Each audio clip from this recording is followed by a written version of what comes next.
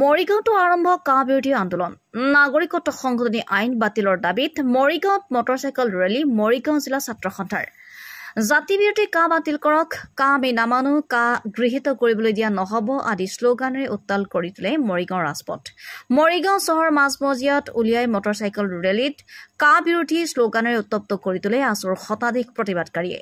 মৰিগাঁও সদৰ ছাত্ৰ সন্থাৰ সহযোগত মৰিগাঁও জিলা ছাত্ৰ সন্থাই উলিওৱা এই প্ৰতিবাদী মটৰচাইকেল ৰেলীত অংশগ্ৰহণ কৰে সদৌ অসম ছাত্ৰ সন্থাৰ সাংগঠনিক সম্পাদক ৰূপজ্যোতি মেধিয়ে মৰিগাঁৱৰ পৰা অচ্যুত কৃষ্ণ দাসৰ ৰিপৰ্ট অৰুণোদয় অসম সংগঠন আহ্বান নামে আজি আমি কা বিৰোধী আমি আন্দোলনৰ কাৰ্যসূচী ইতিমধ্যে কৰিছোঁ আমাৰ বাইকেলি কাৰ্যসূচী সদৌ অসম ছাত্ৰ সন্থাৰ আহ্বান নামে আমাৰ বাইকেলি কাৰ্যসূচী কৰা হৈছে ইতিমধ্যে সমগ্ৰ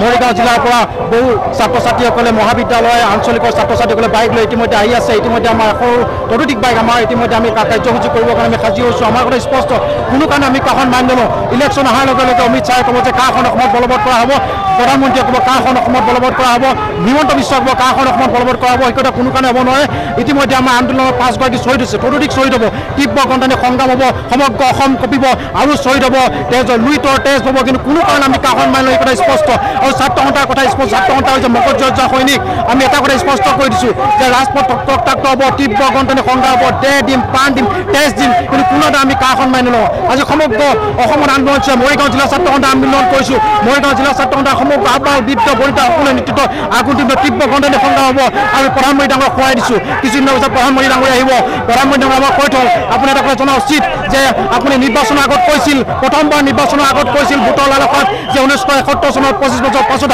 সকলো অবৈধ বিদেশী সময় বিতাড়িত হ'ব লাগিব কিন্তু ৰাজপথ দখল কৰি আপুনি সেই কথা পাহৰি গ'ল এতিয়া আপুনি কৈছে যে অসমত থকা হিন্দু বাঙালীসকল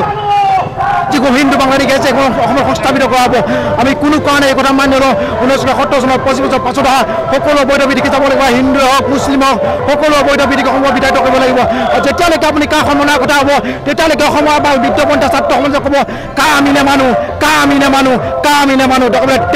তেজ দিম প্ৰাণ দিম কা আমি নেমানো সেইবোৰ স্পষ্ট